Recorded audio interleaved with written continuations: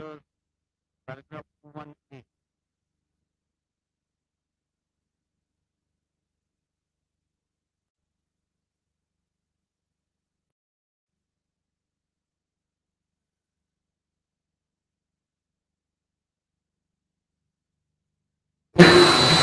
Under 21A, group number 4 consists of petition number 19, again filed by legislator belonging to the UBT faction.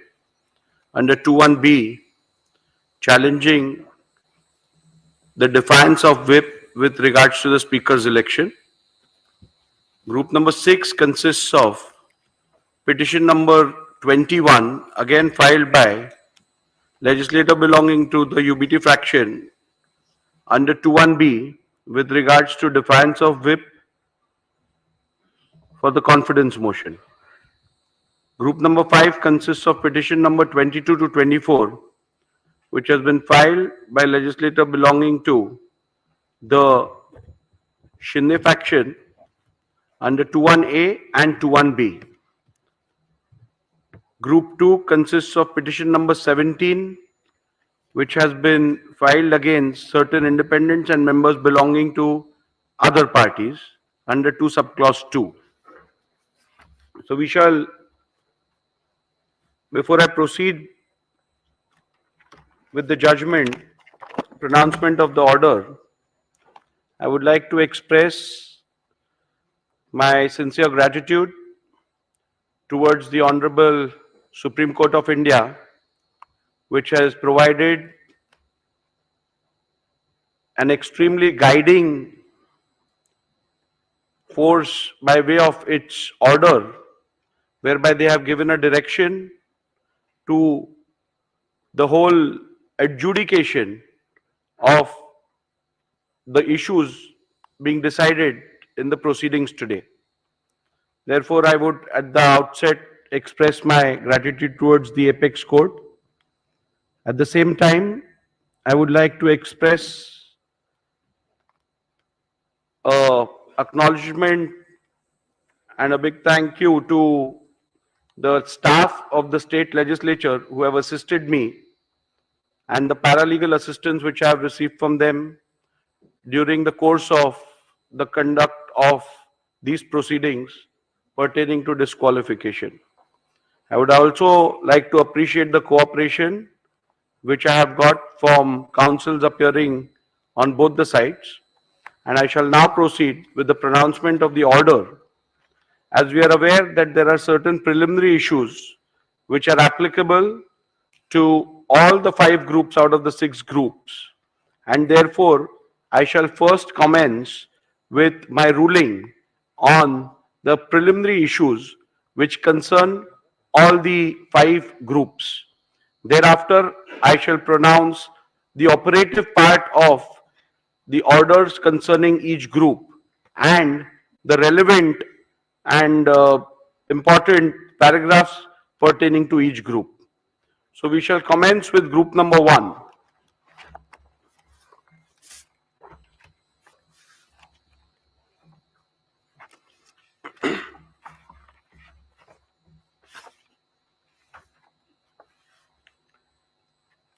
Preliminary issues.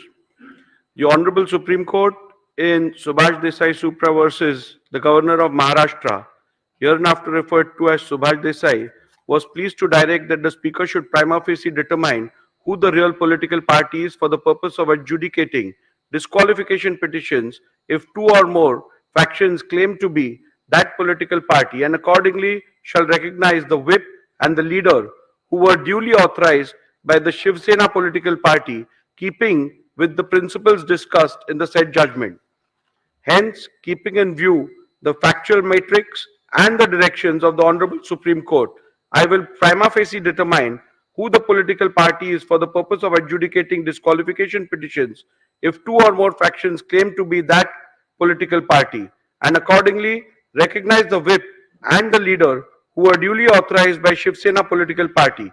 Keeping in mind principles discussed in Subhash Desai Supra, it is necessary to consider and determine the said preliminary issue before examining the merits and deciding whether respondents have incurred disqualification under the 10th schedule of the Constitution of India. Thus, the preliminary issue that arises for my consideration before delving into the merits of disqualification petitions under the 10th schedule is which among the two fractions was the real Shiv Sena political party, and consequently who was the duly authorized leader and or the whip of Shiv Sena political party for the purpose of deciding the present disqualification petition. The other issue framed for my consideration in this group of disqualification petition is whether the respondents have incurred disqualification in terms of paragraph 21A of the 10th schedule of the Constitution of India on account of their alleged acts and conduct.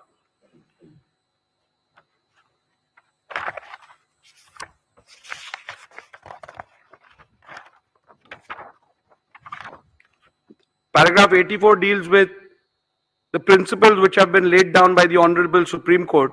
I am not going to read out those are a part of my order. I'll come to paragraph number 85 now. Thus, what emerges from the principles laid down by the Honorable Apex Court in that the question of who the real political party is has to be considered and determined after giving due weightage to 1. The Constitution of Shiv Sena, 2. The leadership structure of the party, and 3. The legislative majority if two or more factions claim to be real political party. The question of who the real political party is hereinafter referred to as the preliminary issue. Since in these proceedings both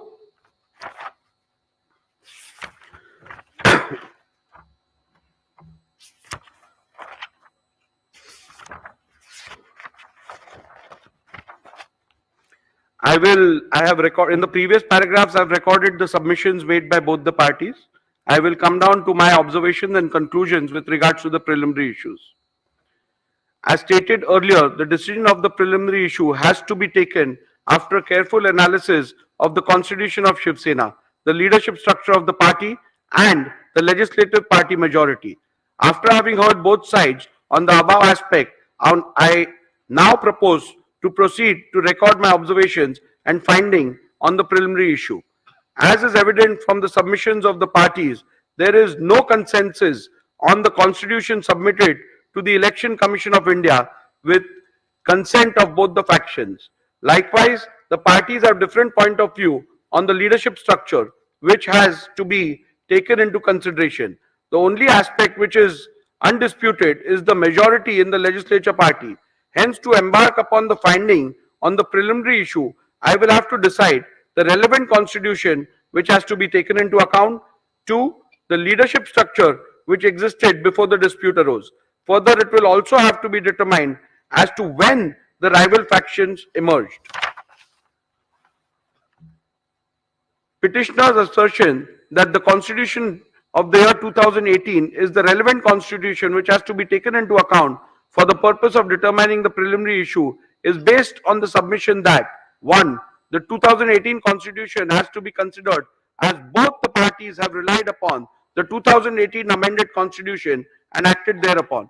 2. The Election Commission in its order dated 17/2/2023 in dispute case number 1 of 2022 has held that both the parties were aware of the 2018 amendment, and thus the said Constitution of 2018 has to be taken as the Constitution which is done with the consent of both the factions, as the said Constitution of 2018 was never disputed prior to the initiation of these disqualification petitions, and the same was never challenged. 3. Respondents have themselves admitted and relied on the said Constitution of 2018.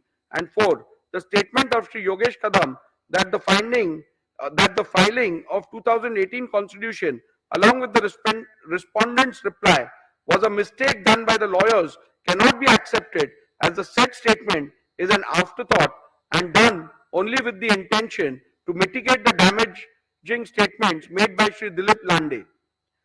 To the contrary, respondents have asserted that the Constitution of the year 1999 has to be the one which has to be borne in mind, as according to the respondents, the Constitution of the year 2018 was never submitted to the ECI. Respondents pointed out to the letter dated 4th April 2018, by way of which the petitioner based their claims of submissions of the said constitution to the ECI. By pointing out to the same, respondent submitted that both the said letters do not mention anything about the purported amendments to the constitution or submission of the same thereof to the ECI. A similar claim was made with respect to the letter dated 27 to 2018 by Shri Uddhav Thackeray in the special leave petition number 3997 of 2022. However, in the said SLP, there was no mention about the existence of any such letter dated 4th April 2018. The word submitted appearing in paragraph 168 of Subhash Desai means submitted before the ECI, as is evident from the further part of the said paragraph, which the petitioner has conveniently ignored. The respondents have further submitted that 2018 Constitution has been wrongly annexed as a document. The stand of the respondent on the 2018 Constitution has always been that it is unconstitutional and was secretly manufactured by Shri Uddhav Thackeray in cahoots with Mr. Anil Desai.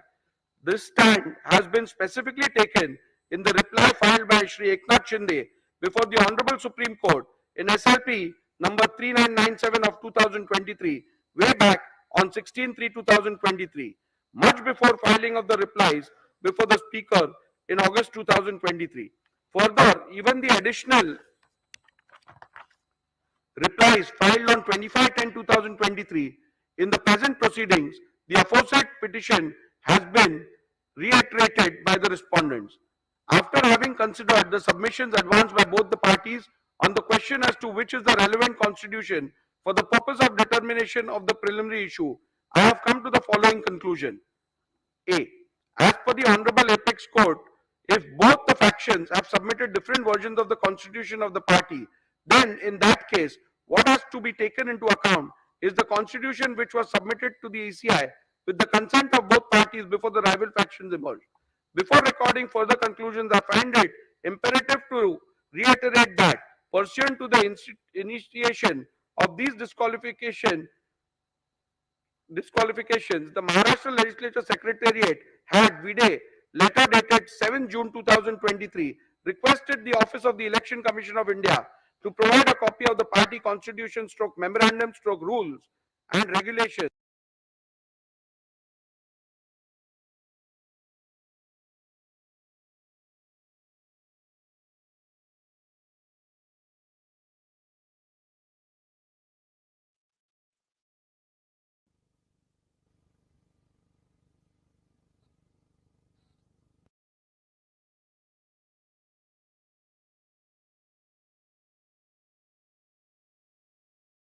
The Election Commission of India, with a letter dated 22nd June 2023, provided a copy of the Constitution and rules of Shiv Sena as available on the record of Election Commission of India.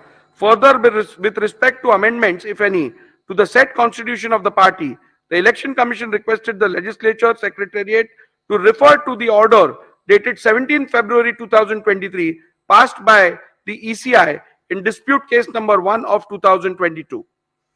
Having perused the same, it has to be noted that the copy of the Constitution of Shiv Sena provided by the ECI does not bear any date or year, but as per the ECI, that which is provided vide the reply is the only Constitution of Shiv Sena available on the record of the ECI.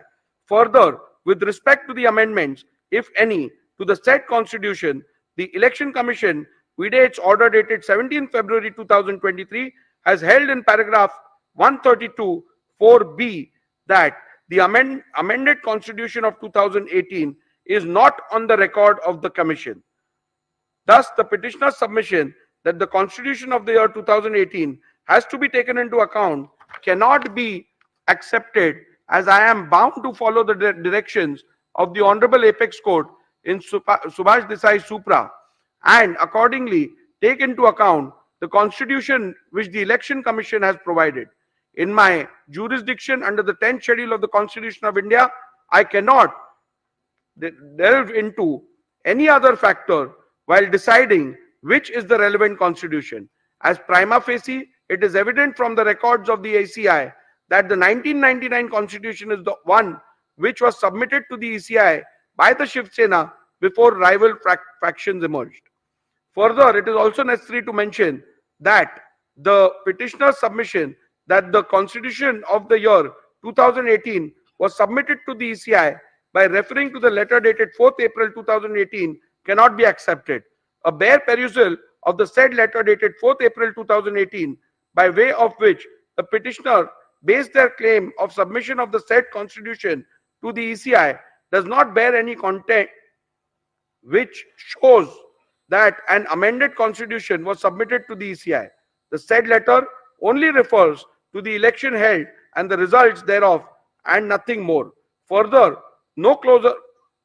on closer examination of the special leave petition filed by Mr. Uddhav Thackeray before the Honorable Supreme Court challenging the ECI decision SLP number 3997 of 2022, I find that exactly same claim has been made about the letter dated 27/2/2018, and there is no mention about the new letter of 4th April 2018. Accordingly, said letter of 2/7/2018 is on the website of the Election Commission of India. However, there is no document relating to the constitution annexed to it. Hence, on this ground also, petitioner's submission that the constitution of the year 2018 has to be taken into account cannot be accepted. Petitioner's submission that submitted before the speaker, petitioner's submission that into inverted submitted before the speaker would mean into inverted annexed by the petitioner and the respondents in their respective petitions and replies thereto cannot be accepted, as there is a clear provision under the 1986 rule where the leader has to submit the party constitution. Rule 3 subclause 1 subclause B of 1986 rule mandates that the leader into inverted shall furnish into inverted a copy of the rules and regulations, whether known as such or as constitution or any other name, of the political party concerned.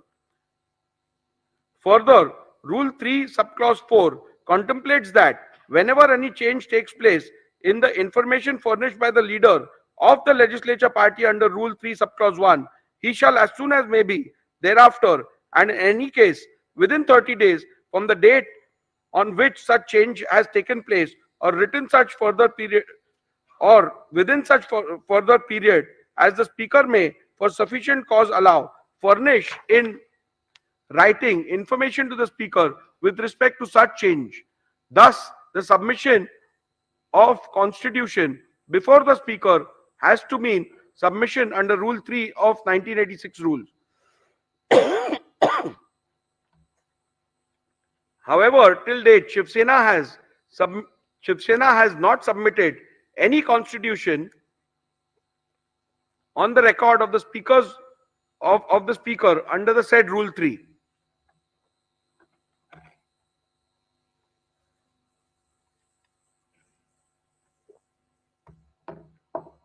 In view of the above observations and finding, I need not further analyze any other submission in this regard made by the parties, and I hold that the Constitution of Shiv Sena provided by Election Commission of India, VDA, letter dated 22nd June 2023, is the relevant Constitution of Shiv Sena for determination of the preliminary issue as to which faction is the real political party. Constitution of Shiv Sena held to be the relevant constitution is hereinafter referred to as the SS Constitution. The leadership structure relevant for the determination. Learned Senior Advocate Mr. Kamath's submission that the leadership structure which is relevant for the purpose of deciding the preliminary issue is the leadership structure which is reflected in the communication dated 27 February 2018 and 4th April 2018 made to the Election Commission of India pursuant to the elections held on 23rd January 2018 is based on the petitioner's submission recorded in paragraph 89A to G herein above. Initially, the petitioner relied on the affidavit submitted to the ECI of the then office bearers of Shiv Sena, produced along with the affidavit in lieu of examination of chief to show that Shri Uddhav Thackeray had support of the majority in the organization. Respondents objected to such production on the ground that it is not permissible to produce affidavits of others along with petitioner's own affidavit in lieu of chief examination without the author of the said affidavits subjecting themselves to cross-examination. In any event, during the arguments, Mr. Kamath did not rely on these affidavits and limited his submissions to the 2018 leadership structure as available on the ECI website. Mr. Jethmalani, in turn, focused his submission to buttress the ground that the said leadership structure of 2018 cannot be considered and relied upon for the purpose of determining the preliminary issue, as the said leadership structure is not in conformity with the constitution of Shiv Sena, which is on record of the ECI, and thus the same would be contrary to the findings of the Honorable Supreme Court in paragraph 168 of Subhash Desai. Mr. Jethmalani further relied on the legislative party leadership to submit that the legislative party also forms part of the leadership structure, as it is not only mentioned in the SS Constitution, but there is no dispute regarding the said members being part of the Pratinidhi Sabha under the SS Constitution. After having considered the submissions advanced by both the parties on the question as to which is the relevant leadership structure for the purpose of determination of the preliminary issue, I have come to the following conclusion. The submission of Mr. Kamath, the jurisdiction under the 10th schedule, only mandates a prima facie adjudication as to what the leadership structure of the political party was at the relevant time, and it does not extend to an inquiry as to whether or not the leadership structure available on the record of the ECI was pursuant to a validly held election is a correct position, and hence I concur with the same. Petitioner's submission that in these proceedings the respondents cannot challenge the organizational election results available on the record of the ECI, as the 10th schedule does not permit the raising of any such defense, is a correct position, and hence I am in agreement with the same.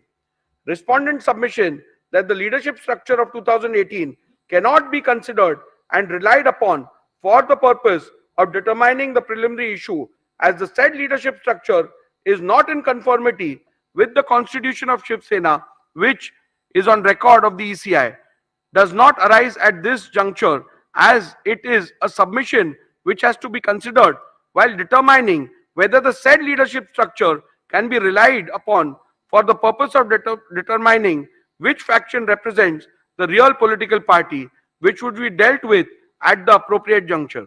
The only question which is to be determined in the current part of the order is what and who all constituted leadership structure of Shiv Sena at the relevant time.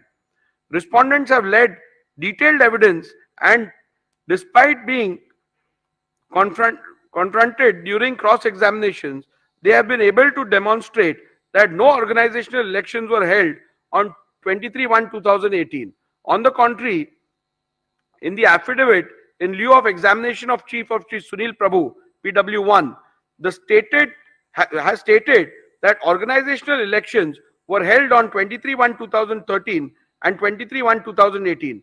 However, Shri Sunil Prabhu has not claimed any personal knowledge of the same or without and whether he was present during the said elections. During his cross-examination, he was confronted with the letter dated 28/1/2013. Thereafter, a specific question was posed to him by Mr. Jethmalani as to whether he voted in the said election, to which he responded in the affirmative.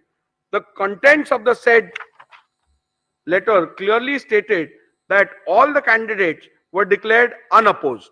The contradiction was also put to the witness by Mr. Jethmalani in cross-examination. However, no justification for the same was put forth by the witness.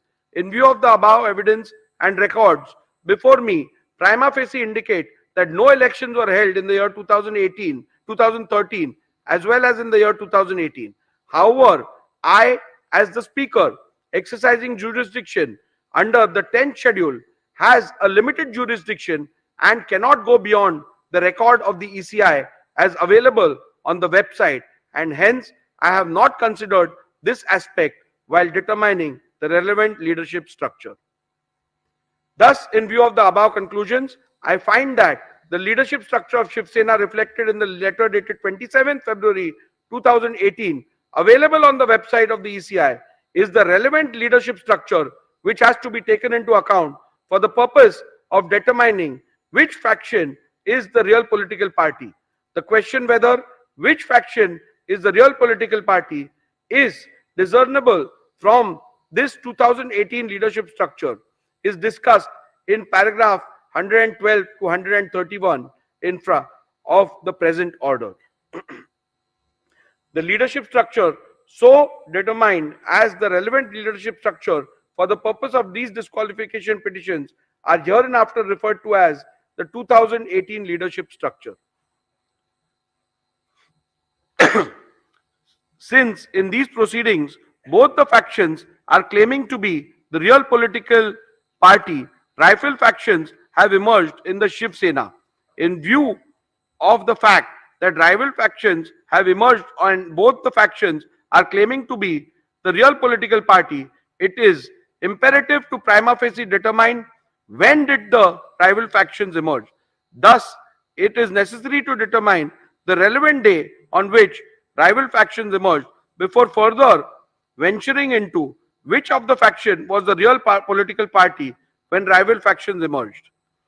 At the outset, I must set straight the point that the determination of the Speaker exercising jurisdiction under the 10th schedule while deciding who the real political party is mandates only a preliminary inquiry which has to be done prima facie by taking into account material officially before the Speaker as the Master of the Legislative Assembly. I shall consider the facts relevant for the determination on what is before me as the Speaker of the Legislative Assembly. As noted by the Honorable Supreme Court in Subhash Desai Supra, on 21st June 2022, there was no material available before the Deputy Speaker to infer the emergence of any rival faction. However, after taking on record, the resolution dated 21st June 2022, passed by the SSLP, disputed by the respondents, the very next day, the then Deputy Speaker received a resolution disputed by the petitioner dated 21st June 2022, received by the then Deputy Speaker on 22nd June 2022, contrary to the resolution dated 21st June 2022. Thus, from this fact alone, it is evident that there emerged two factions of the Shiv Sena from 21st June 2022 itself, but the same came to be officially on record of the office of the Speaker and or Legislative Secretariat on 22nd June 2022.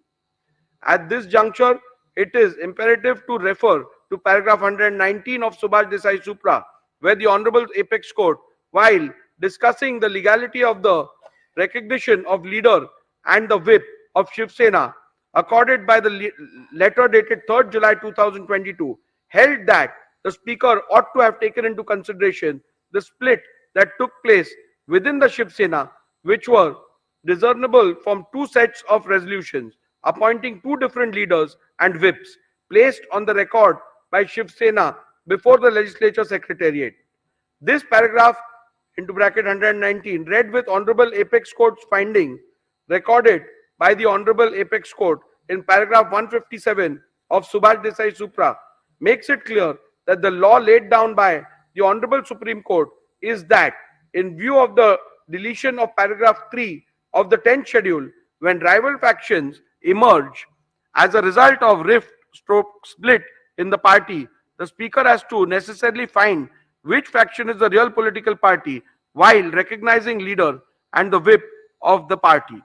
Thus, in view of the facts recorded in the preceding paragraphs and keeping in view the principles enumerated by the Honorable Supreme Court in Subhash Desai Supra as recorded in paragraph 84 herein above, I have come to the following conclusion that the emergence of the two factions of Shiv Sena can be inferred from 21st June 2022 itself, and the same came to be a matter of official record of the office of the Speaker and of the Legislature Secretariat on 22nd June 2022.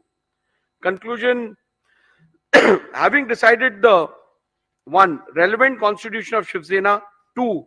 Leadership structure, and 3.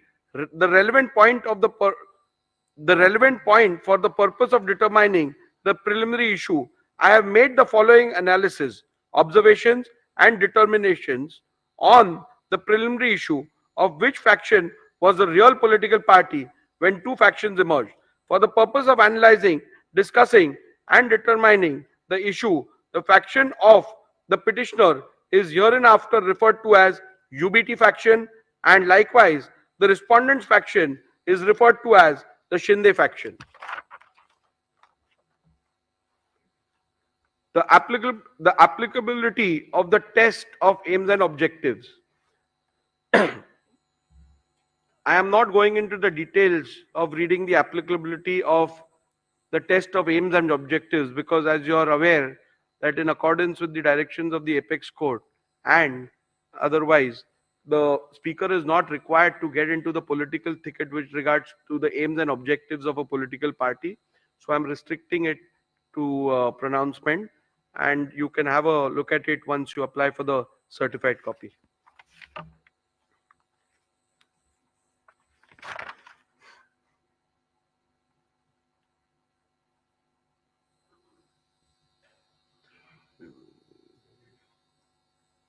The reason why Shiv Sena constitution assumes significance is to analyze whether the question of which faction is the real political party is discernible from the leadership structure identifiable from the said Shiv Sena constitution.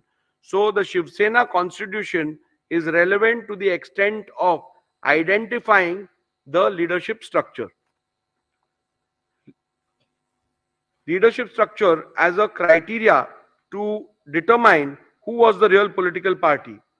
As I have already held, which is the relevant constitution and the leadership structure of the Shiv Sena to be taken into account for deciding the preliminary issue, I now have to see whether the relevant leadership structure read with the SS constitution provides answers to the question which faction is the real political party and consequently determine the same.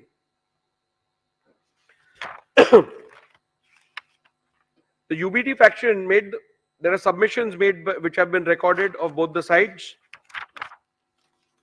which are at paragraph 113 and 114 of my order. In view of the above recorded submissions of the parties, there emerges two further questions: whether 2018 leadership structure is in conformity with the constitution of Shiv Sena. Number two, whether will all the Paksha Pramukh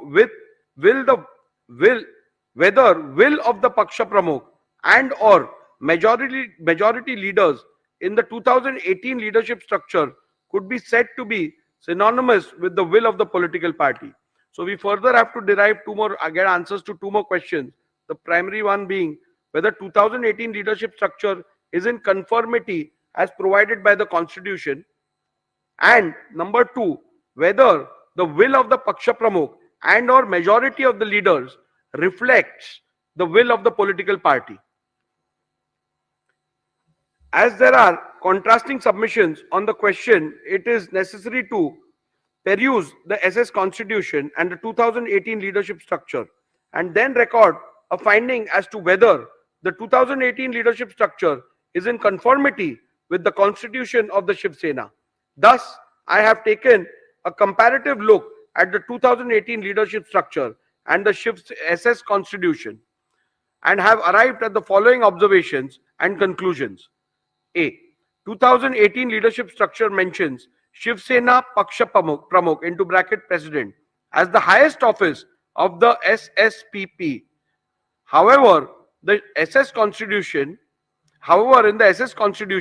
the highest office of the Shiv Sena political party is Shiv Sena Pramukh, but the said constitution distinguishes highest office and the highest authority and provides that Rashtriya Karyakarni is the highest authority whose decision shall be final. Shiv Sena SS Constitution provides that the members of the Rashtriya Karyakarni shall be called as Shiv Sena leaders and provides for a total number of 19 members, out of which 14 are to be elected by the Pratinidhi Sabha and the rest of the 5 members are to be appointed by Shiv Sena Pramukh. However, the 2018 leader structure envisages only 13 members in the Rashtriya Karyakarni, out of which 19 are to be elected and the remaining 4 are to be appointed. SS Constitution provides for a total number of 21 deputy leaders, out of which 17 are to be elected by the Pratinidhi Sabha and the rest of the 4 members are to be appointed by Shiv Sena Pramukh.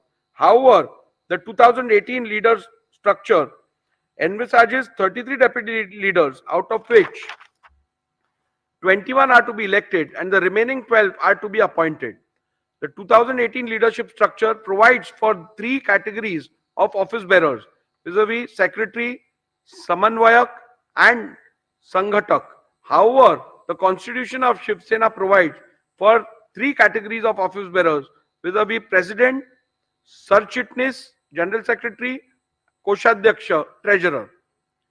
From the observation recorded in the preceding paragraphs, it is evident that the 2018 leadership structure is not at all in conformity with the constitution of Shiv Sena.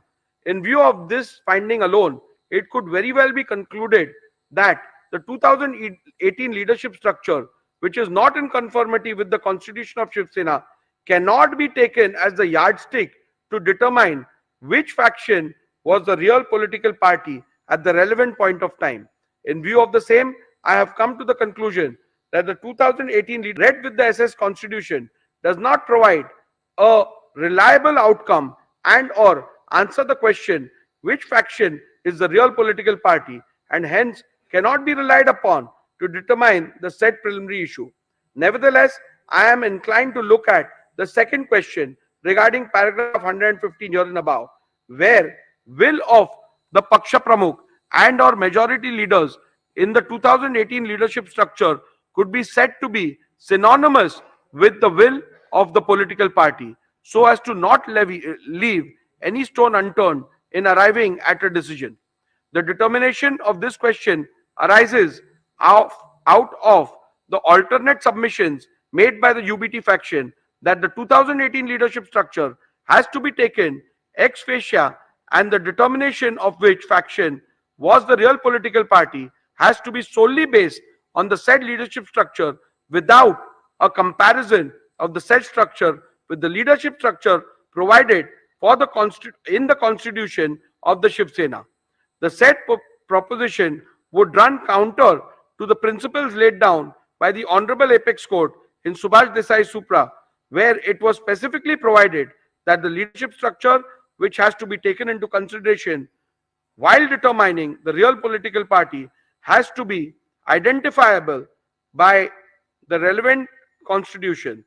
Thus, although in the light of my finding on the preceding question, the aspect need not be looked into. However, I intend to look into the said aspect any which way, considering the gravity and importance of the dispute. Hence, following are my observations, findings, and conclusions on the said aspect.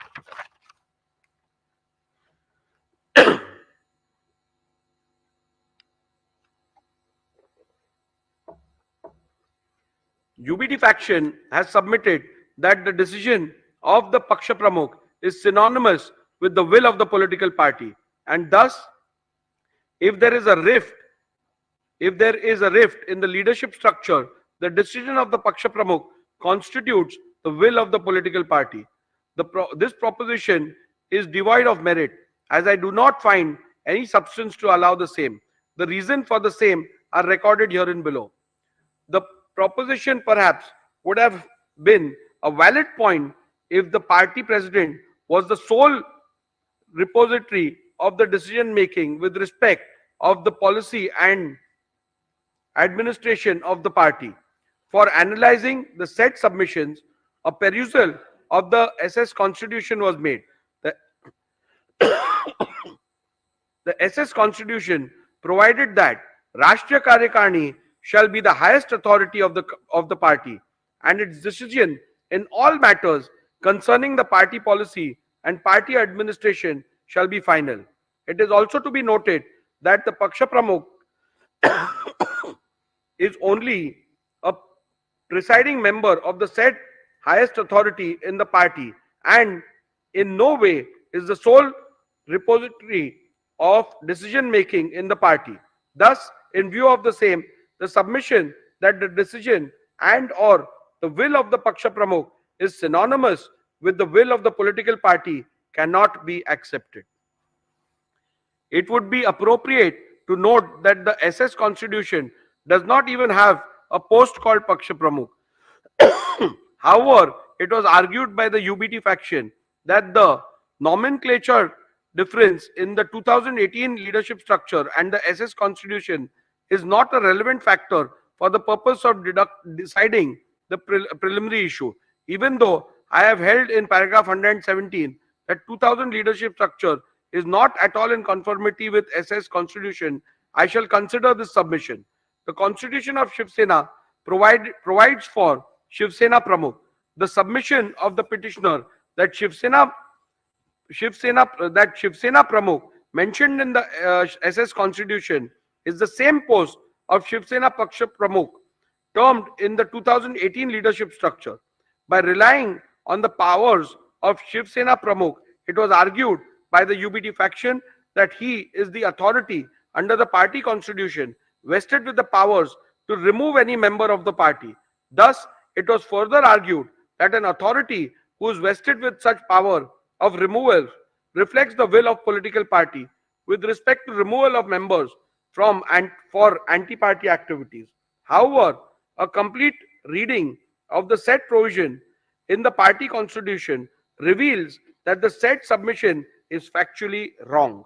The said provision in relation to the powers of Shiv Sena Pramukh clearly provides that such a power is not absolute and it has to be exercised in consultation with the Rashtriya Karyakarni.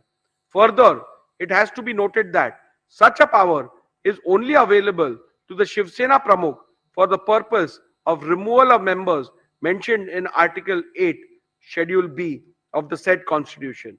The said schedule does not deal with leaders of the party. Leaders of the party is given under Schedule A of the said article. Thus, Shiv Sena Pramukh does not have any power to remove any leader of the party. Thus, the submission of the petitioner that Shri Uddhav Thackeray, vide letter dated 30/6/2022, had removed Shri Eknath Shinde from the post of Shiv Sena leader cannot be accepted as such power are not vested with the party president. Hence, on this ground also, the submission that the decision and or the will of the Paksha Pramukh is synonymous with the will of the political party cannot be accepted. If this proposition is accepted, then in a situation where the party president, who is also a legislator, itself defects, then he could simply escape the wrath of the 10th schedule by pleading that his decision is the will of the party. Further, if this proposition is to be accepted, it would mean that no member can ever voice concern against the party president, and the party president might possibly be able to seek disqualification against any member who questions his credibility. This would run contrary to the concept of intra-party dissent. In view of the clear and unequivocal finding of the Honorable Supreme Court at paragraph 183 to 190 of Subhash Desai, I will be falling foul of the judgment of the Honorable Supreme Court in Kyoto Holohan, wherein the constitutional validity of the 10th schedule was itself upheld on the grounds that it is not an anti-dissent law if this proposition is accepted. I shall now proceed to consider whether the will of the majority leaders in the 2018 leadership structure is synonymous with the will of the political party. An alternate submission was made that even if the Paksha Pramukh is not accepted as the repository of the will of the political party, the decision of the leadership structure has to be construed as synonymous with the will of the political party. This proposition is also devoid of merit, and I do not find any substance in it for following reasons. In a circumstance where there is no dispute amongst the leaders identifiable by the constitution of a political party, the proposition would have held water. However, the factual matrix of the present matter is different. This is a matter where there is a dispute within the leadership structure itself. It is to be noted that in the present matter, rival factions have emerged in the legislature party, political party, and thus inevitably amongst leaders of the party as well. Thus, it would not be wise to apply this proposition in the present matter. The existence of split stroke rift in the leadership structure is admitted by the petitioner and or the UBT faction, as can be inferred from the petitioner's affidavit in lieu of examination of in chief of PW1, petitioner himself, that the leader of the UBT faction did not have the support of all the members of the 2018 leadership structure when rival factions emerged. Thus, the submission that the decision of the leadership structure has to be construed as synonymous with the will of the political party could have perhaps be applied in a situation where there is a dispute between some members of the party and the elected leadership. In such a case, the leadership of the party could have possibly taken the stand that their decision would have to be taken as the decision and will of the political party until they are so removed from the leadership structure by a mechanism recognized by the constitution of the said political party. However, as I have noted earlier, in the present matter, rival claims have emerged wherein the leadership structure about the leadership within the leadership structure about the leadership itself. In such a situation, one leader's contention that his will is the will of the political party would be contradiction in terms. Thus, when there is a vertical rift in the party and two factions within the said leadership structure emerge as a result of the said rift, leaders of either faction, both Shri Uddhav Thackeray and Shri Eknath Shinde, could equally claim to represent the will of the political party. In that case, it would not be appropriate to take their decision as the decision that carries the will and wish of the political party when the question of which faction is the political party is being considered. There possibly lies one more aspect which could be considered. Does the stand stroke decision of the majority members of the leaders within the leadership structure identifiable and appointed according to the constitution of the political party could be construed as the will and desire of the political party in the event there is a dispute within the leadership structure? For the purpose of answering this question, one must look into the constitution of the political party. In an event where the party constitution provides for a mechanism to resolve a conflict of decision within the leadership structure, then in that case, it would have been a guiding factor. However, if the party constitution does not provide for such a mechanism, then in that case, it would not be appropriate to say that the decision of the majority leaders would have to be accepted as the one which conveys the will of the political party.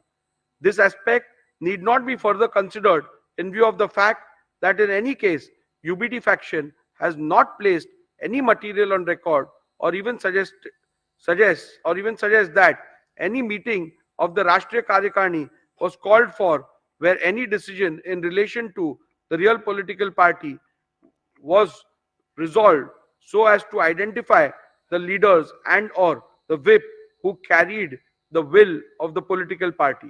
Thus, in the absence of any such material, including any majority decision of the Rashtriya Karyakarni in relation to the real political party, identifying the leader and or the whip who carried the will of the political party would be an impossible task.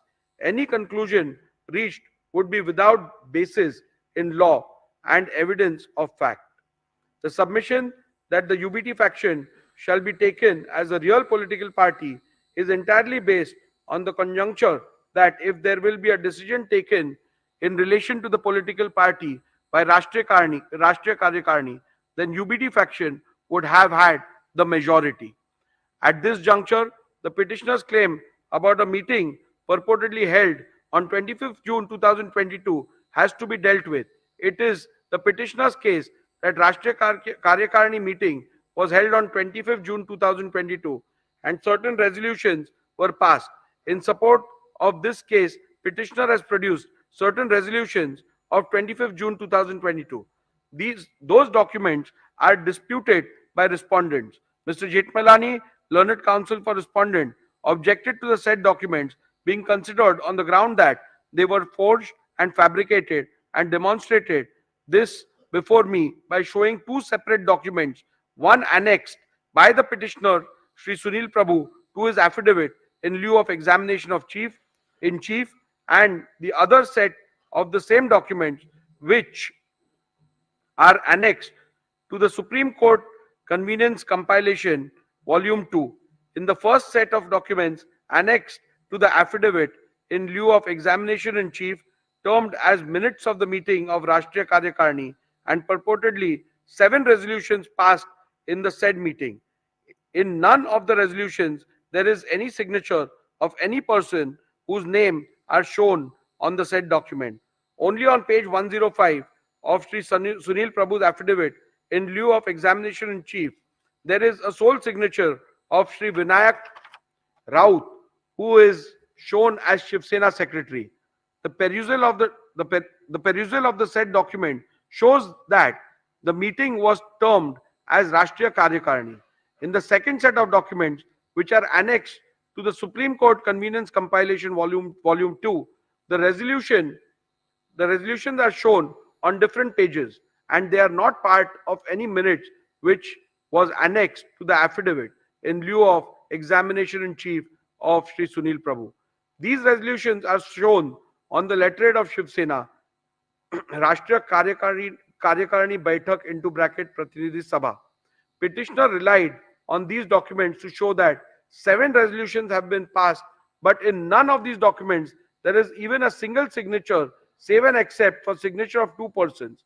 The name mentioned as proposer and seconder are not even members of, like Sri Rahul Shevaye, who is not a member of Rashtriya Karyakarni, who has stepped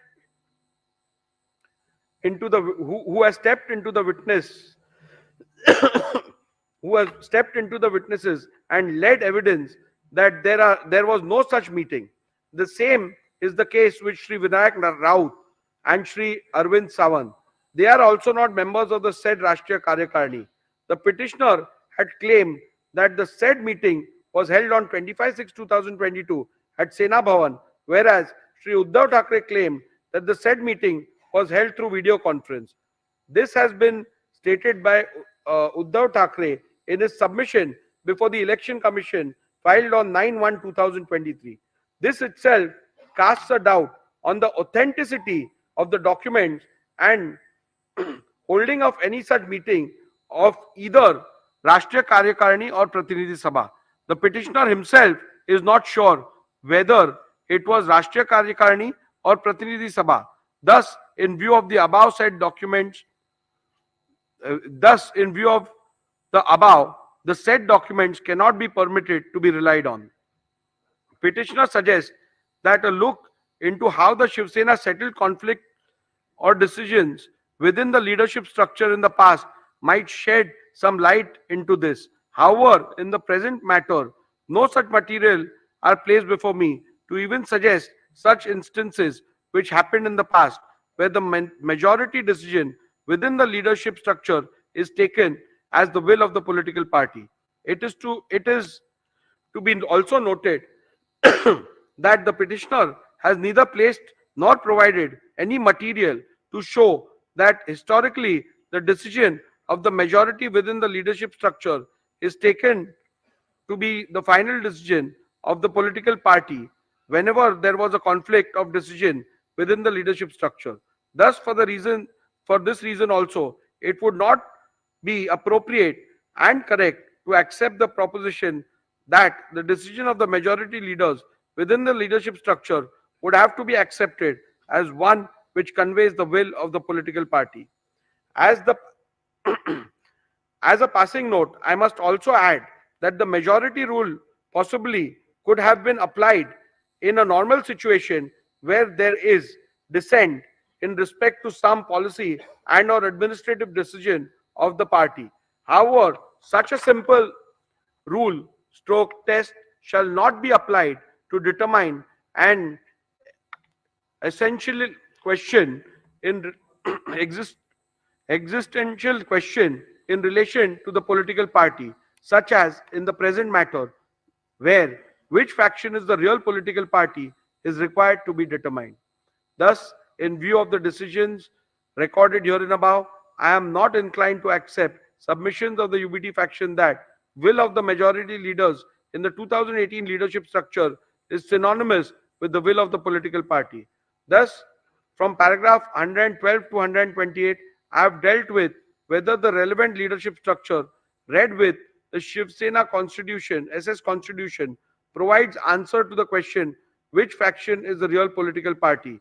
In view of the same, I record my conclusion and finding thereon as under.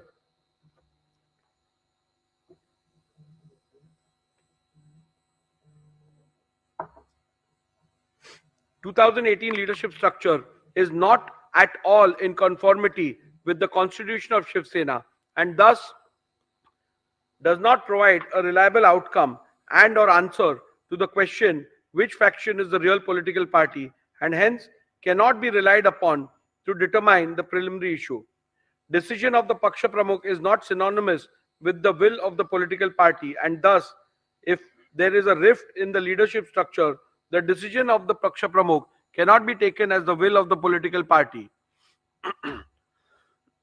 When there is a vertical rift in the horizontal leadership hierarchy of the political party and both the factions within the said leadership structure emerged as a result claim to represent the will of the political party, it would not be appropriate to apply the test of which of the said faction decision carries the will and wish of the political party.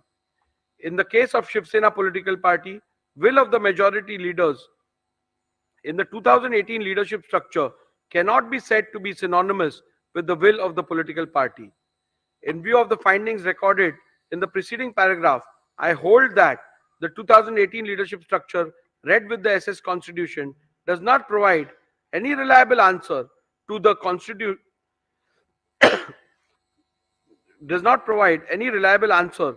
question which faction is the real political party and consequently the 2018 leadership structure cannot be yardstick to determine which faction is the real political party. With regards to the legislative majority, I am not going to spend much time because that question is rather clear.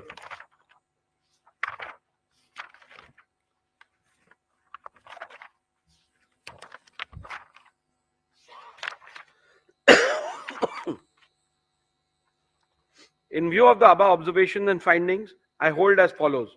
Which faction is the real political party is discernible from legislative majority which existed when the rival factions emerged.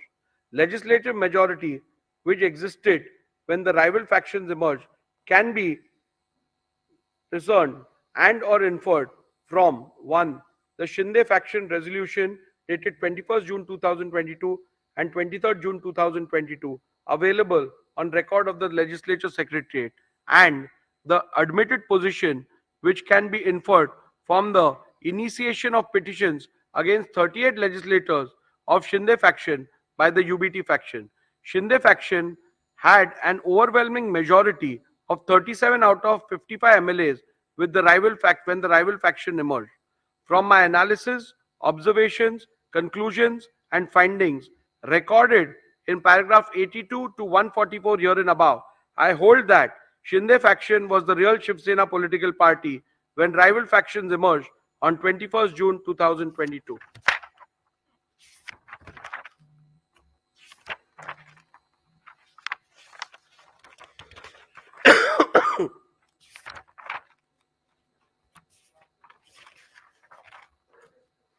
In view of my findings that the Shinde faction was the real political party when the rival faction emerged, and that Sri Sunil Prabhu ceased to be the duly authorized whip from 21st June 2022, I further conclude that Sri Bharat Gogaole was validly appointed as the whip, as that was the reflection of the will of the Shiv Sena political party as on 21st June 2023. Following are the final conclusions, which is again a summary.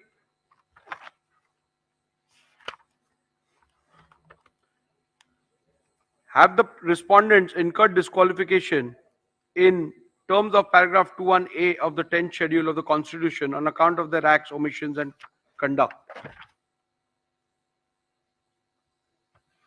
I will also read the final conclusion. Following are the final conclusions from the analysis, observations, conclusions, findings, and rulings recorded from paragraph 82 to paragraph 158 herein above. I conclude as follows.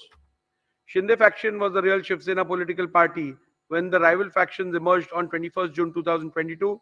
Sri Sunil Prabhu ceased to be the duly authorized whip from 21st June 2022.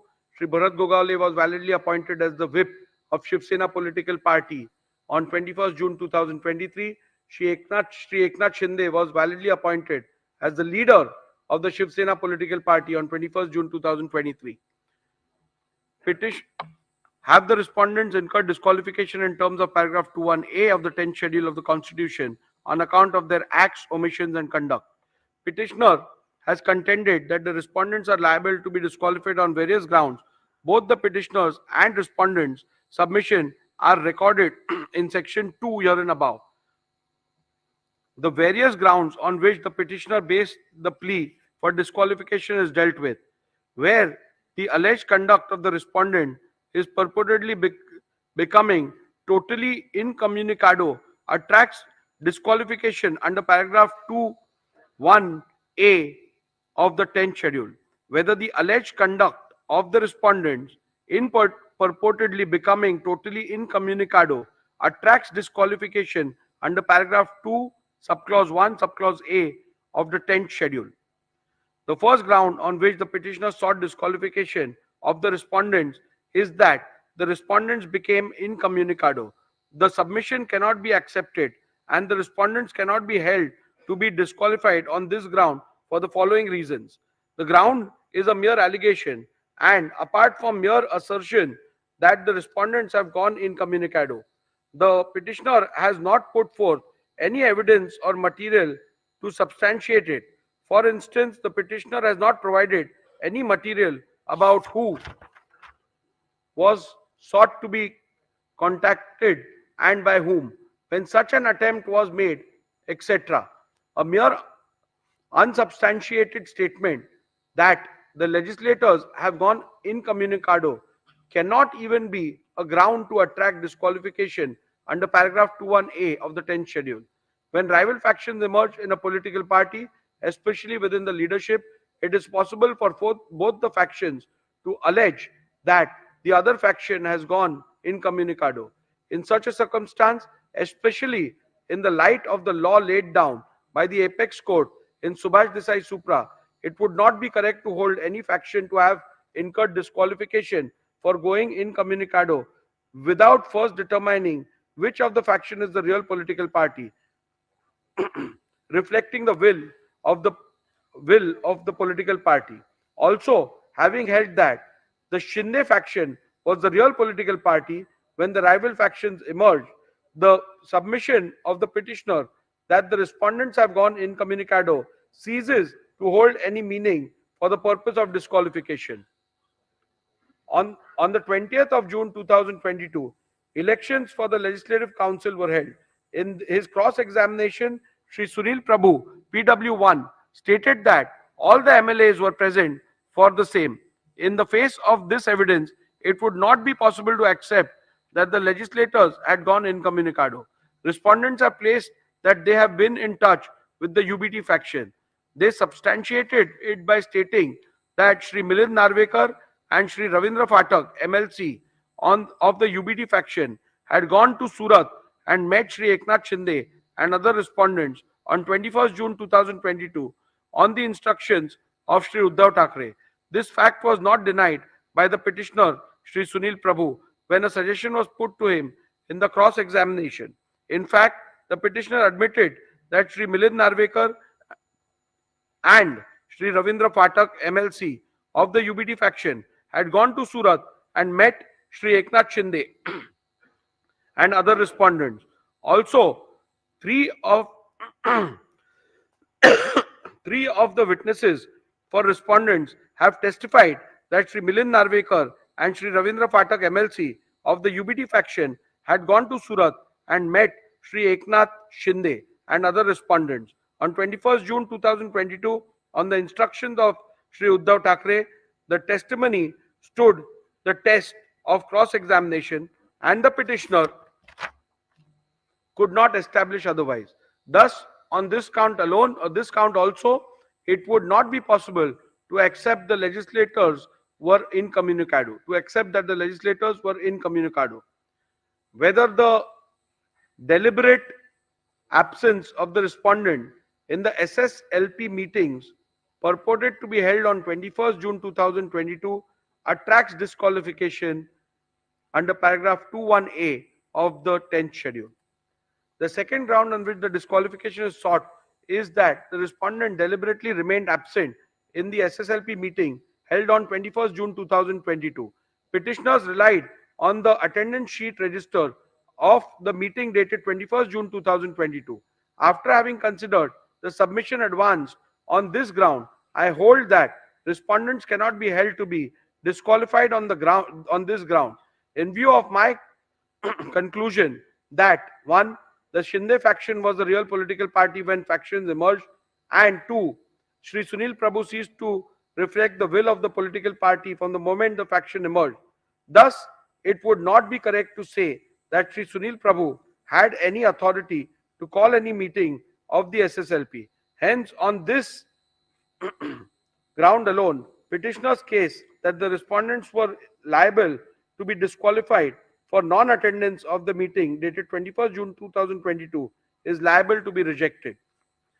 Irrespective of the conclusion that may be reached about which faction was the real political party, respondents could not be held to be disqualified on the ground that they deliberately remained absent in the SSLP meeting held on 21st June 2022. This is because of the following reasons. Petitioner relied upon the attendance sheet of the 21st of June 2022 to claim that all those MLAs who were signed the said attendance sheet were present in the meeting, while those who did not sign were not present. Based on this document, the UBT faction claimed that respondents remained deliberately absent. A comparison of the original attendance sheet produced along with the affidavit in lieu of chief examination of the petitioner Shri Sunil Prabhu, PW1, with the copy of the attendance sheet produced and verified as a true copy along with the petition, reveals that the two do not match. There are glaring discrepancies. The copy claimed to be the original of the said attendance sheet has a handwritten date of 21st June 2022, whereas the copy verified as the true copy of the original produced along with the petition does not have it. Further, Sri Sunil Prabhu stated in his cross-examination that the documents relied as the attendance sheet was in fact a register of MLAs to whom the whip of 21st June 2022 was served and received. So, facts show 1. There are glaring discrepancies in the said attendance sheet. 2. The statements of Sri Sunil Prabhu shows the document relied upon as attendance sheet of MLA present on 21st June 2022 is in fact a register of service and receipt of the whip dated 21st June 2022 of the MLAs. Thus, the said document is unreliable and cannot be taken as proof of non-attendance of respondents in the meeting held on 21st June 2022. Hence, on this count as well, petitioner's case that the respondents are liable to be disqualified for non-attendance of the meeting dated 21st June 2022 has to be rejected. Further, all the respondents have denied the receipt of any whip for attending the meeting on 21st June 2022.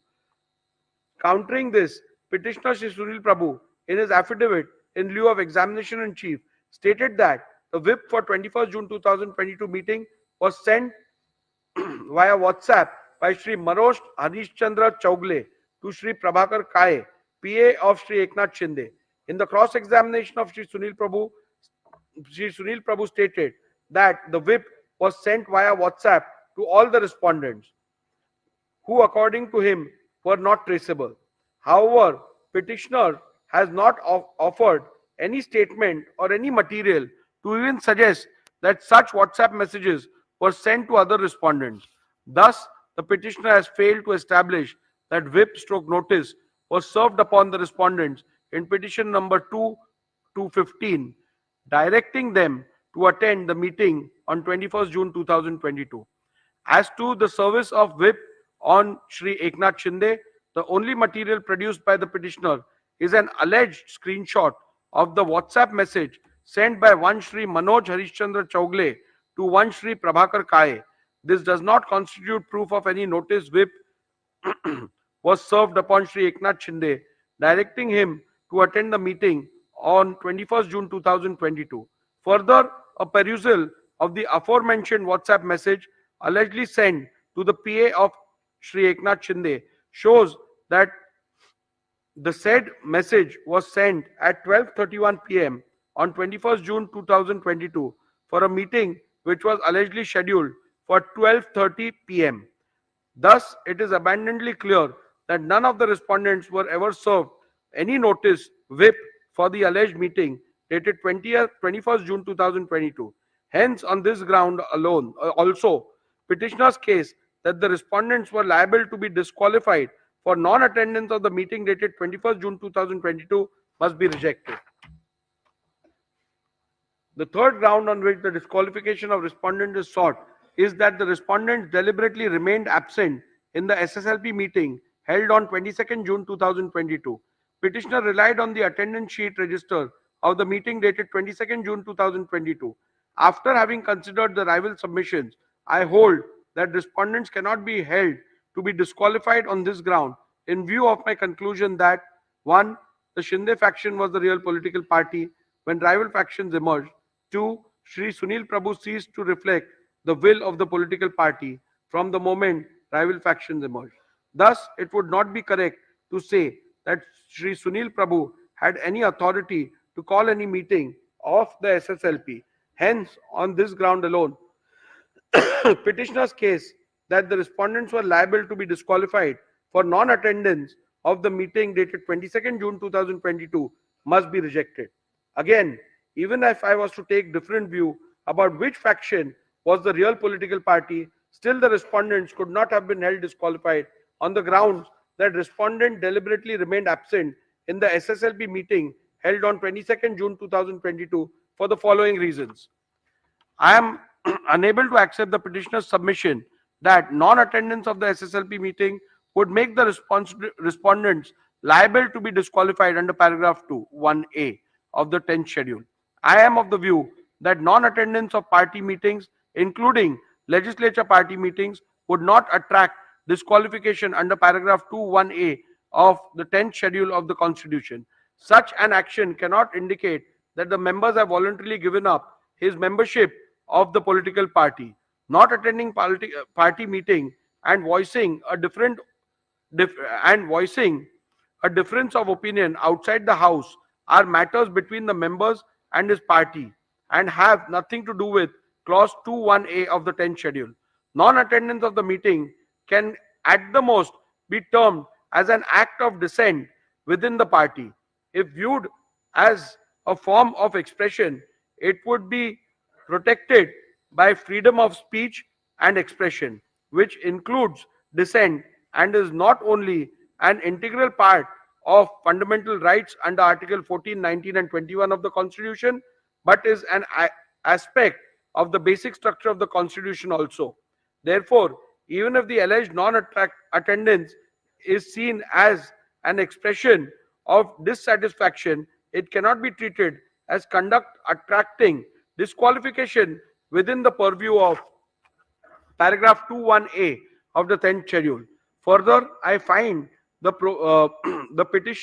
petitioners' reliance on Shriman Bayasaheb Patil versus Karnataka Legislative Assembly 2020 2 SCC 595 is misplaced, as in that matter the disqualification was not only on the grounds of non-attendance of a party meeting but was found to attract disqualification when considered with the surrounding circumstances, such as non-attendance of the assembly session along with non-attendance of meetings. Petitioner relied upon the attendance sheet of the 22nd June 2022 to claim that all those MLAs who had signed the said attendance sheet were present in the meeting, while those who did not sign were not present. Based on this document, UBD faction claimed that respondents remained deliberately absent.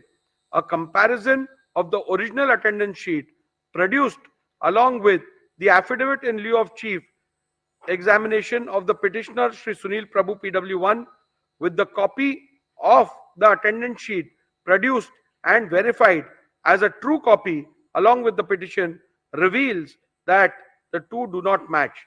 There are glaring discrepancies. The copy claimed to be the original of the said attendance sheet has a handwritten portion on top in which it is not of it which is not present in the copy annexed to the petition, verified as the true copy of the original. The original of the said attendance sheet has 17 signatures, and in the copy annexed in the petition, verified as true copy of the original, has only 15 signatures. Thus, glaring discrepancies in the said attendance sheet makes the said document unreliable and hence cannot be taken as proof of deliberate non-attendance of respondents in the meeting held on 22nd June 2022. Hence, on this count as well, petitioner's case that the respondents are liable to be disqualified for non-attendance of the meeting dated 22nd June 2022 is liable to be rejected. With in view of my conclusions reached above and the findings that the Shinde faction was the real political party when rival factions emerged, it would not be correct to say that respondents have incurred disqualification under paragraph 21A and the 10th schedule by passing the resolution dated 21st June 2022. Hence, on this ground alone, petitioner's case that the respondents are liable to be disqualified for passing the resolution dated 21st June 2022 must be rejected. The next ground on which disqualification of respondents is sought is that the respondents acted in concert with BJP. This ground is a mere allegation, and apart from the mere statement that the respondents have acted in concert with the BJP, the petitioner has not provided any material to substantiate the same. Thus, a bald, unsustained statement that the legislators have acted in concert with the BJP cannot be a ground to attract disqualification under paragraph 21A of the 10th schedule. The next ground on which the petitioner seeks the respondents' disqualification is that they made anti-party, anti-coalition statements. Again, this ground is a mere allegation, and apart from a mere statement that the respondents have made anti-party, anti-coalition statements, the petitioner has not provided any material to substantiate the same. Newspaper/media reports relied on the petitioner cannot be taken as conclusive evidence of anti-party activities. It can at the most only it can at most be only considered hearsay. Thus, a mere unsubstantiated statement cannot be ground to attract disqualification under paragraph 21A of the 10th schedule. In conclusion, I would like to make some observations about dissent, indiscipline, and what acts as indiscipline would attract disqualification under the 10th schedule. If some member or members in a given case go overboard and make some statements or do some acts which may be considered indiscipline, it would be for political party to deal with them appropriately. Looking at the degree and gravity of the indiscipline, the concerned member may be censored, admonished, or reprimanded, or given a mere extreme punishment such as suspension or expulsion from the party, as may be warranted by party rules.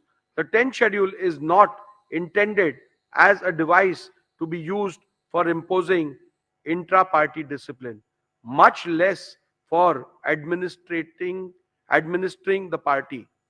No party leadership can use the provisions of the 10th schedule as a deterrent to stifle the collective dissent of large number of members by threatening them with disqualification under the 10th schedule. In a given case, when a tussle for leadership arises between leaders in a political party, the elected members, as indeed the common party workers, usually cannot remain mute onlookers. They are compelled to choose sides. Wherever, whatever else may be the consequences of this action or inaction, the parties cannot expect that the high office of the speaker can be used to eradicate opposition or quell dissent in party ranks by employing the mechanism of the 10th schedule. In any case, the speaker has no role to play in this game of political tussle between warring party leaders. The speaker merely goes to the letter of the law and the spirit behind introduction of penal consequences in the 10th schedule, which in my considered view is to preserve the democratic foundations of the legislature or the parliament. I must keep in mind this object underlying the 10th schedule and ensure that the dispute falls within the provisions of paragraph 21A and B, and that his powers are not sought to be invoked with ulterior motives for party gain. In view of my conclusions and findings recorded herein above, petition number 1 to 16 of 2022 are hereby dismissed.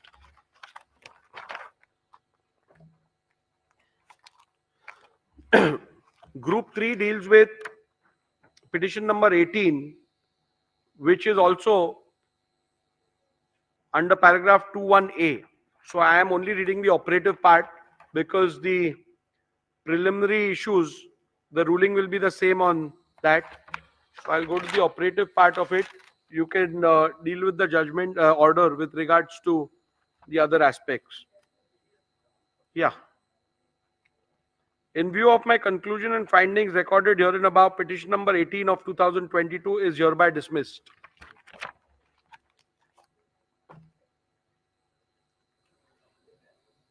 Group 4, petition number 19, which is filed by legislator belonging to the UBT faction under 21B, challenging the defiance of whip in the speaker's election.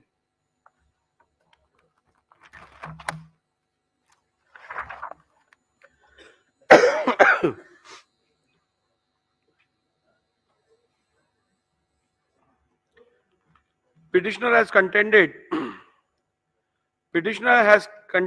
that the respondents are liable to be disqualified on various grounds. Both the petitioners and respondents' submission are recorded in section 2 herein above. However, the prayer for disqualification in the present petition is restricted to the alleged violation of whip dated 2nd July, allegedly issued by the petitioner in respect of the election of the speaker held on 3rd July 2022. Other governments are all repetitions of submissions in petition number 1 to 16 and petition number 18 of 2022. Thus, my finding thereof may be read and referred to in respect of the averments under paragraph 2, subclause 1, subclause A of the 10th schedule. Thus, the only ground on which the petitioner sought disqualification of respondent is that the respondent has violated the whip dated 2nd July, allegedly issued by the petitioner in respect of election of the speaker held on 3rd July 2022. This submission cannot be accepted and the respondents cannot be held to be disqualified in view of my conclusion in respect of the real political party that the Shinde faction was the real political party when the rival faction emerged. And Sri Sunil Prabhu ceased to reflect the will of the political party from the moment rival factions emerged. Thus, it would not be correct to say that Sri Sunil Prabhu has any authority to issue any whip on 2nd June 2022. Hence, on this ground alone, petitioner's case that the respondents are liable to be disqualified for violation of whip dated 2nd July 2022 must be rejected. Irrespective of any conclusion that may be reached about which faction was the real political party, respondents could not be held to be disqualified on the ground that they violated the whip dated 2nd July 2022. This is because of the reasons recorded herein below. The petitioner has failed to prove the service of whip dated 2nd July 2022. Petitioner Shri Sunil Prabhu PW1 in his affidavit in lieu of examination in chief deposed that the whips dated 2nd July 2022 was sent by email to the email address of the respondents. He stated that Shri Vijay Doshi, an employee working in the Shiv Sena Vidhimandal Karyalay, Vidhan Bhavan, was instructed to send the whip. He further deposed that two whips dated 2nd July 2022 were sent by Shri Vijay Doshi to the respondents in disqualification petition number 19 and 21 of 2022. We did three emails dated 2nd July 2022. The said emails were produced along with the affidavit in lieu of evidence in chief.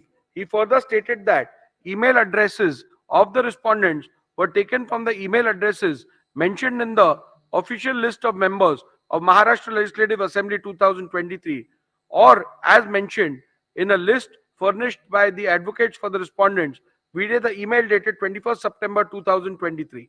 Shri Vijay Joshi, PW2, specifically filed affidavits in lieu of examination of chief and deposed that he was working in the Shiv Sena Vidhimandal Karyalay, Vidhan Bhavan, in June 2022 and on instructions of Shri Sunil Prabhu sent two whips dated 2nd July 2022 on to the MLA of Shiv Sena Legislature Party.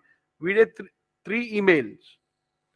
He produced printouts of email dated 2nd July 2022 along with whip dated 2nd July 2022.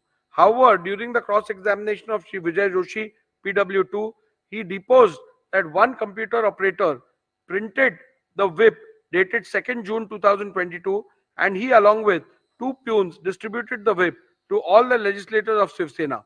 Further, he also deposed during cross-examination that acknowledgements were taken. Thus, the witness who was specifically brought to depose in respect of the service of whip dated 2nd July 2022 made extremely contradictory statements in the affidavit in lieu of examination in chief and during cross-examination. Further, it is to be also noted that the acknowledgement talked about by Shri Vijay Joshi, PW2, were never brought on record.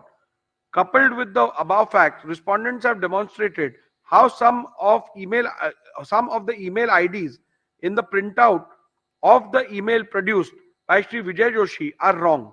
In view of the above, I hold that petitioner has not been able to establish the service of whip dated 2nd July 2022 and thus petitioner's case that the respondents were liable to be disqualified for violation of whip dated 2nd July 2022 must be rejected. Rule 3 subclause 5 of the members of Maharashtra Legislative Assembly disqualification on the grounds of defection rule 1986 provides that where a member belonging to any political party votes or abstains from voting in the assembly contrary to the directions issued by such political party or by any person or authority authorized by it in this behalf without obtaining in either case the prior permission of such political party, person or authority, the leader of the legislative party concerned, or shall as soon as may be thereafter and in any case within 30 days from the date of such voting or abstention inform the speaker as in form 2 whether such voting or abstention has or has not been condoned by such political party, persons or authority. From the record of the legislature secretariat, it is seen that the petitioner and or UBD faction has not complied with this rule. Thus, on this ground also, petitioner's case that the petitioner respondents were liable to be disqualified for violation of whip dated 2nd July 2022 must be rejected.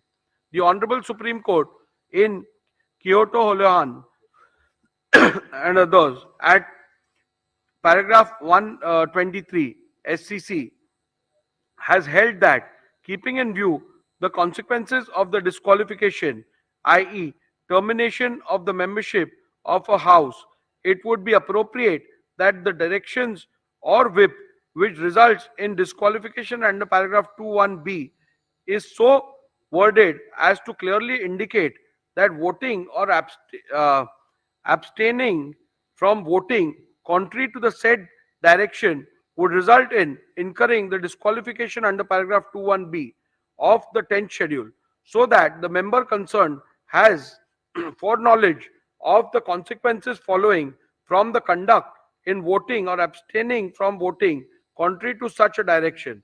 A perusal of the whip dated 2nd June 2022 shows that the whip dated 2nd June 2022 does not contain any words which would indicate that the said whip, if not allowed, would result in the disqualification.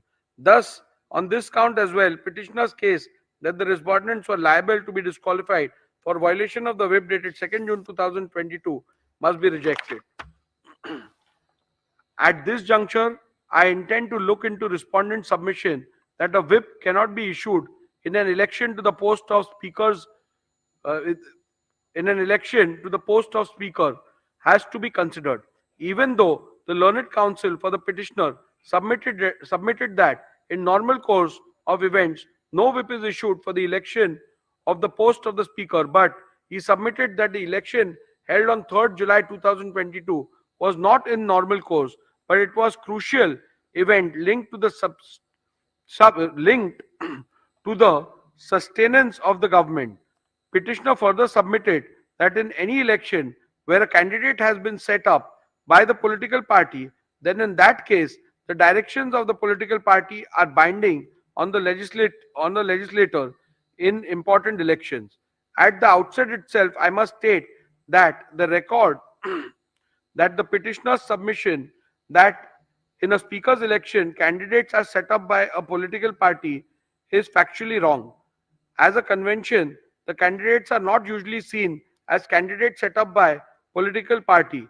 In the present case also, Sri Rajan Salvi was not set up as a candidate of Shiv Sena, but his notice of nomination was moved by a legislator affiliated to the NCP and seconded by legislator affiliated to the INC.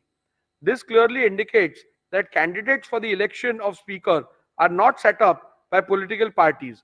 In view of the same, the petitioner's own submission, a whip could not have been issued in the election of a speaker as the candidate was not set up by any political party.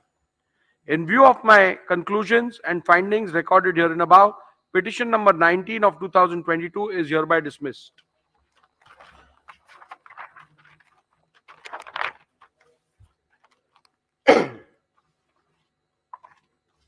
Petition number Group 6, which consists of petition number 21, again filed by a legislator belonging to the UBT faction under 2(1)(b) for defiance of whip issued during the confidence motion. I will only read the operative part and you can refer to the judgment for the details. The preliminary issue has already been decided in the previous orders, so that will apply to this as well. In view of my conclusions and findings recorded herein above, petition number 21 of 2022 is hereby dismissed.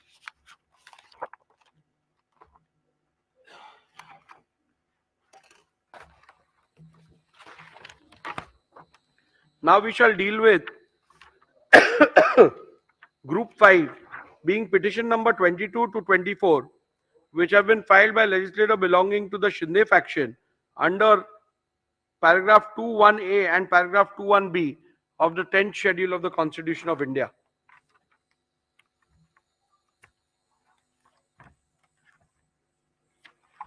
Again, here I am not dealing with the preliminary issue which has already been ruled in the previous order. So I will directly go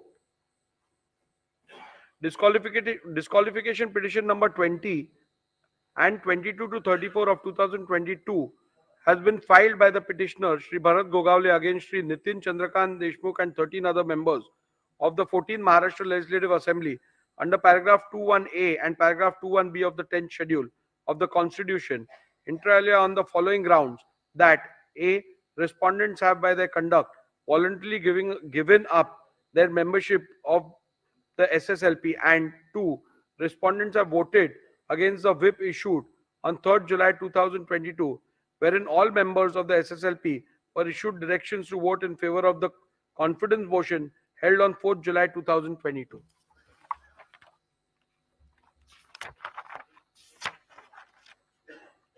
I'll straight away go to my analysis, observations, and findings. The issue as to which faction was the real political party when the rival factions emerged and who was the duly authorized whip and the leader has been extensively discussed and decided in disqualification petition 1 to 16, group number 1. Since the genesis of both this group and the said group is the same, the preliminary issue is common. Thus, the said decision on preliminary issue decided in disqualification petition number 1 to 16 of 2022 be read as the decision hereunder. Petitioner has contended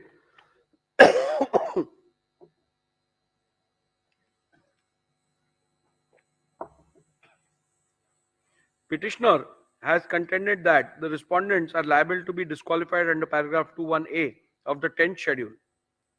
This submission cannot be accepted, and the respondents cannot be held to be disqualified on the grounds for the reasons that this ground is a mere allegation, and apart from mere assertion that the respondents have voluntarily given up the membership of SSLP, the petitioner has not put forth any evidence or material to substantiate it.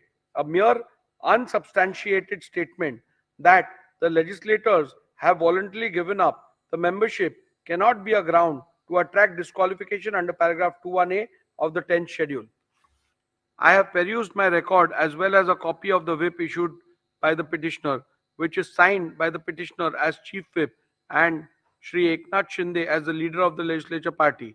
Though the petitioner tried to show that the said whip was served and delivered on the respondents, the petitioner has failed to prove the service of the whip on each and every MLA of Shiv Sena. I have also examined in detail the cross-examination of the petitioner, Shri Bharat Gogawale, and have found major inconsistency in the answers regarding physical service of the whip, and therefore this evidence cannot be accepted. Insofar as delivery by WhatsApp is concerned, the same also was produced on the last day of the evidence despite ample opportunity for the same. Even the pleadings filed by the petitioner are silent on the issue of service. In these circumstances, it will not be justifiable for me to take on record a document purporting to be a screenshot of WhatsApp messages which were admittedly sent through a third person mobile number, i.e. one Mr. Santosh Kadam, who also did not step into the witness box. Thus, petitioner's plea to disqualify respondents cannot be accepted.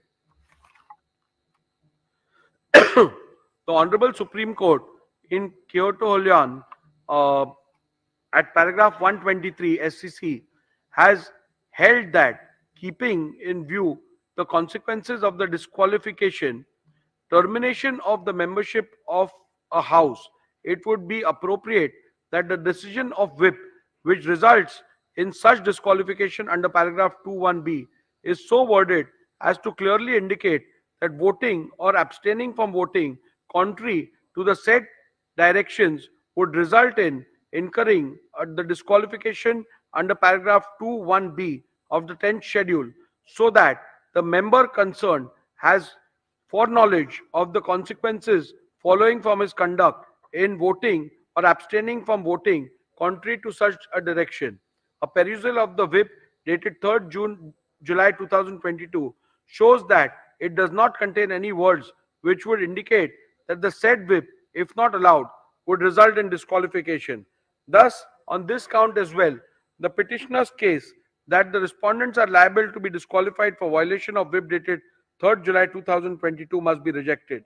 Rule 3 subclause 5 of members of Maharashtra Legislative Assembly disqualification on grounds of defection rule 1986 provides that where a member belonging to any political party votes or abstains from voting in the assembly contrary to any directions issued by such political party or by any person or authority authorized by it in this behalf without obtaining in either case the prior permission of such political party, person or authority, the leader of the legislature party concerned, or shall as soon as may be thereafter and in any case within 30 days from the date of such voting or abstinence inform the speaker as in form 2 whether such voting or abstinence has or has not been condoned by such political party, person or authority.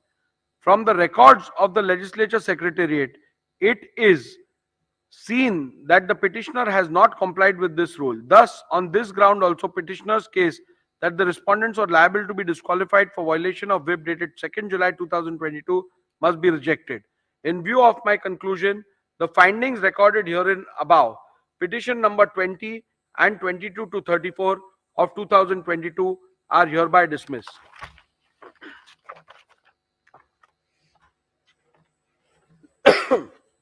Group 2, petition number 17 against 2 independent MLAs and 1 Mr. Bachchu Kadu of PJP party. The same are dismissed.